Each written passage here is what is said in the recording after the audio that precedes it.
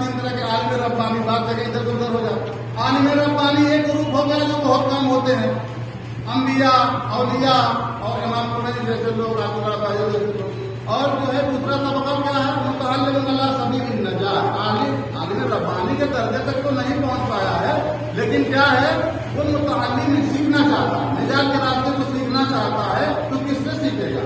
ہر عالم جس کا بھی ٹھپا عالم کا لگ جائے یا جس کی زبان چل جائے وہ متعلم علی سبیل النجات نہیں ہو سکتا. متعلم علی سبیل النجات وہ ہے جو اس عالم ربانی سے وابستہ ہو. جس طریقے سے وہ عالم ربانی یا کسی ولی یا نبی سے وابستہ ہے یا خدا سے وابستہ ہے. اور کیجیے گا اسی طریقے سے یہ متعلم علی سبیل النجات وہ کسی اچھے بڑے عالم سے ربانی سے وابستہ ہوگا، تب وہ آپ کے لیے قابل احترام ہوگا. ورنہ آپ کس لسٹ میں جائیں گے؟ وہ تیسری والی لسٹ میں. یاد رکھیے گا، بڑی خطرناک لسٹ ہے.